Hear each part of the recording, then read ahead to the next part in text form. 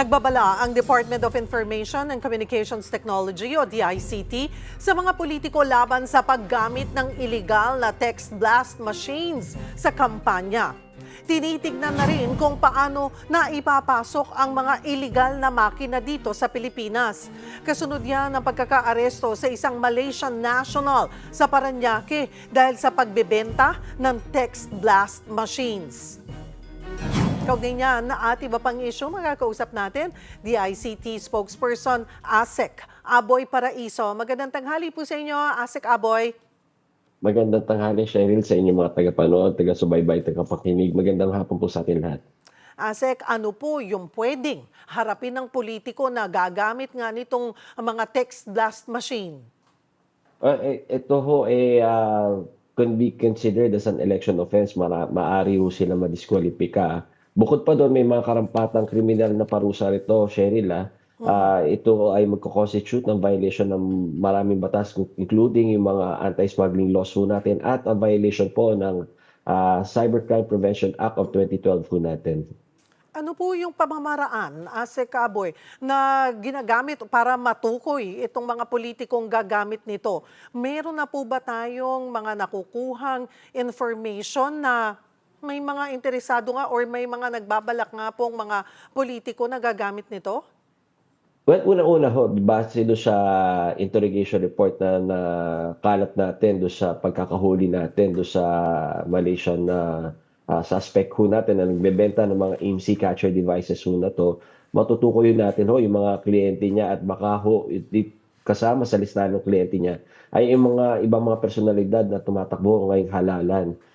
Bukod pa doon ho, base naman doon sa nakaraang halalan at saka base sa impormasyon na nakakalap natin, given the intelligence reports po na yung mga gumagamit ho ng mga text blaster devices base sa last election, so titingnan ho natin kung itong mga text blaster na device na to ay ito yung mga original na text blaster device o ito na ho yung mga tinatawag natin ng mga IMSI catcher devices ho natin, Cheryl. So paano po malalaman ng isang individual naman kung galing sa text blast machine ang matatanggap na text ng isang user?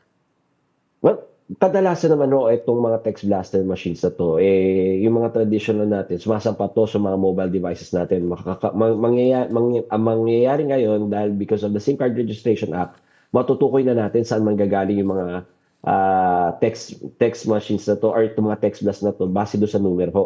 Kaso pag gumamit ho ng mga IMSI catcher devices, so magmimimic po ito ng mga parang mga yung mga mobile network operators natin or minsan ho even ho yung mga text namin galing sa pamahalaan, mamimimic niya na ho.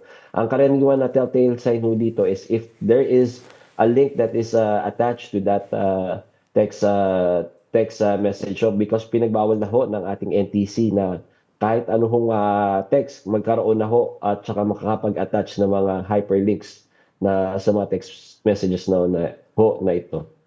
Pero ASEC Aboy, kung sakali man, kasi kung gagamitin ito sa pangangampanya or paninira sa kalaban, chances are wala namang mga link yan di ba? Simply just sending messages.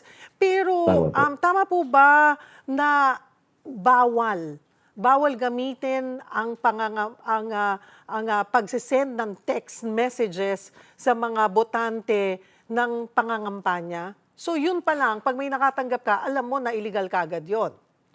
Well, it depends base ho sa ating mga guidelines sa Comelec, pwede naman sa pangangampanya ang paggagamit ng text.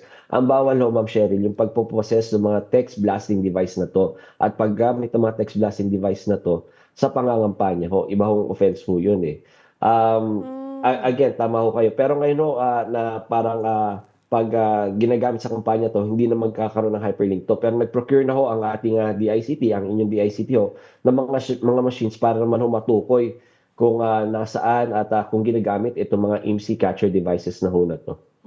Yung pong nahuling Malaysian, yung mga detalye, impormasyon na nakuha po, ano po ang next step after that? Lalo na kung sabi nyo ay may mga nabanggit na posibleng mga politikong involved?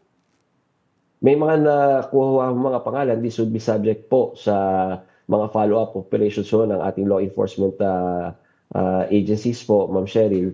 So titignan ho natin baka itong mga kasi baka may layering ho, yung mga bumili ho tapos, yung mga bumili hindi naman directly mga politiko pero, baka gamitin dun sa mga kapag kampanya dun sa mga certain individuals. So again, there are certain violations so hindi lang ho yung possess nito pati pag-operate ho ng device na 'to, bawal ho sa ating batas, Ma'am Cheryl. Saan pwedeng i-report kung makatanggap po ng text blast na nag-iendorso ng certain candidates or may alam po na posibleng nagbebenta po ng ganito pang klase ng machine maliban nga po dito sa nahuling Malaysian National? Bukod ho sa atin sa DICT na nag-set up po tayo ng hotline for any scam, activities po, ito ho yung hotline 1326 ho natin, Ma'am Cheryl. Specifically for the elections po, puwede na rin ho nilang i-report 'to sa ating COMELEC, whether it's local provincial electoral supervisors at tsaka o kaya diretso na ho sa COMELEC, Ma'am Cheryl, puwede na ho nilang i-report 'to. And bukod nga po sa pangangampanya, patuloy na nagagamit nga itong mga makinang ito sa pang-scam. Ano rin ho Tama ba po. ang aksyon ng ating pamahalaan para matugis at hindi na makapag-smuggle po ng mga ganitong device po dito sa bansa? Well, kasama actually ma'am, kasama ko 'yan sa iniimbestigahan natin do'n sa ating, nahuling, Bakit nakakalusot?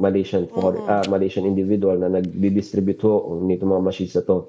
Kasi ang suspecha ho namin since this is an illegal, apparatus at, ang source ho nito is foreign, tinitingnan ho natin baka may kasabwat na ibang mga kawani ng pamahalaan sa pagsi-smuggle ng mga ganitong mga devices sa ating bansa. So, kasama ho 'yan sa mga follow-up operations ho natin, Ma'am Cheryl. Sek, isingit ko na rin po yung naranasang Sige po. technical difficulties ng mga paaralan na may edu.ph domain noong nakaraang linggo. Naayos na ho ba ito? Ano ho ba nangyari? Ma'am Cheryl, nakikipag-coordinate ho tayo do sa PHNet na may-ari ng edu.ph. Medyo komplikado ho kasi yung issue kasi hindi lahat ho ng .ph na domain pagmamay-ari ng pamahalaan. In fact, this is owned by a private individual. Etong edu.ph naman po ay pagmamay-ari ng PHNet. So lahat ho ng mga educational institutions natin na release ng domain dito sa PHNet na 'to, medyo nag-down ho sila. Unfortunately, wala ho tayong supervision and control over these, private entities. So kaya nga ho sana, sa pamamagitan ng legislation magkaroon ho tayo ng especially if it involves, the public interest po, magkaroon ho ng, kahit, oversight or supervision po ang inyong DICTs over these private entities po. Maraming salamat, Asek Aboy, paraiso ng DICT.